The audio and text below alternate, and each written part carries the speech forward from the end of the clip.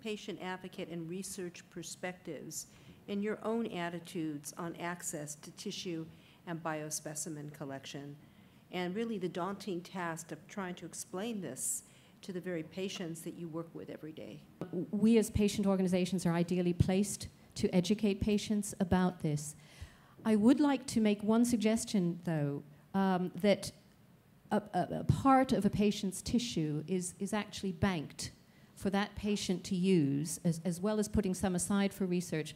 But we are seeing the development, too, of personalized vaccines and immunotherapies for which patients will need a piece of their tissue to have that made. So I would, as well as suggesting they put the tissue aside for research, which is crucial, that this is also built in somehow to the collection of tissue samples. We feel that information is the first medicine for cancer patients. It is even more for personalized medicine. What I really think we should try to do, let cancer patients knowing that personalized medicine is an additional treatment, is not the treatment. I think we should really let cancer patients knowing that chemotherapy is still a very good treatment, and there are several hormonal treatments, surgery, and so on, because otherwise we are giving a very bad information and giving hope that cannot be satisfied. The other consideration, and I think Katie was saying the very right, important thing. Cancer patient organizations to put more effort in the organization of the biobanks.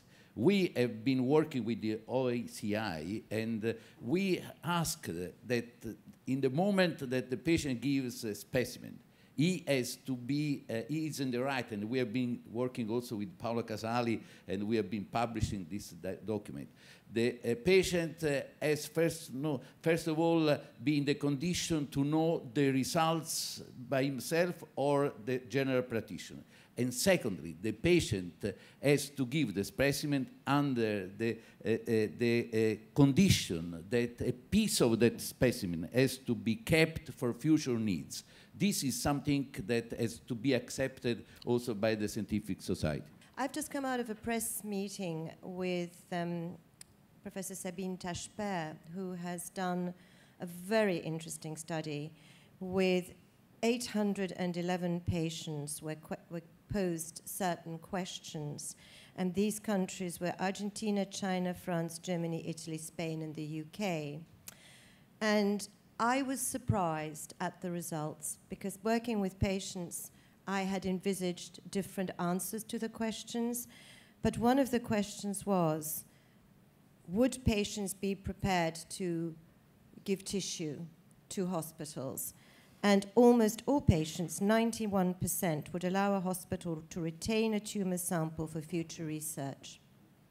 So that's come out from a patient survey. So I think we have something really important here, because we know, and I just would like to add that Sabine said something I think very important when she said this, because she said, I as a patient, as a doctor, as a clinician, wouldn't feel comfortable to ask for tissue if I didn't know that I would have something to deliver. But so she said, if I know I can deliver and give something back, then I have no hesitation to ask a patient for tissue. They can always say no, but I have to ask the question. And this survey, I think, is excellent, and I hope that we'll be able to pick it up.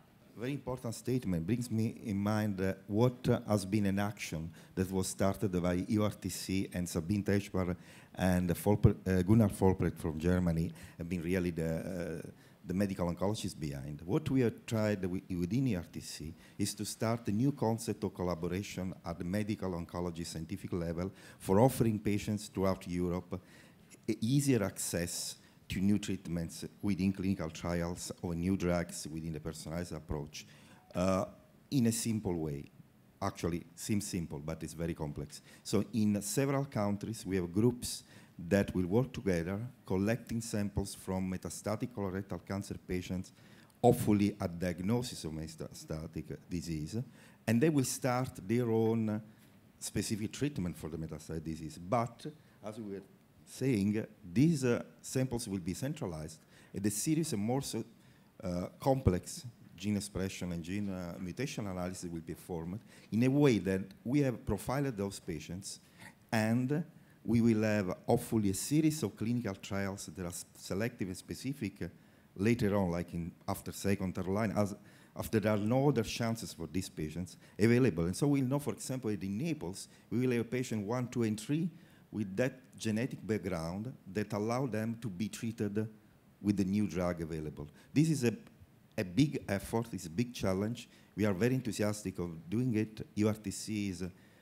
the perfect organization for keeping us together, and I hope this will work and will be also important to bring a better alliance with the patients, because the patients know that they are giving their blood or their tissue sample at the beginning of the metastatic disease history, but sooner or later, if unfortunately the disease will progress, they will have a chance to be treated with an experimental drug in the most rational way. I would not say effectively because we don't know, but at least rationally.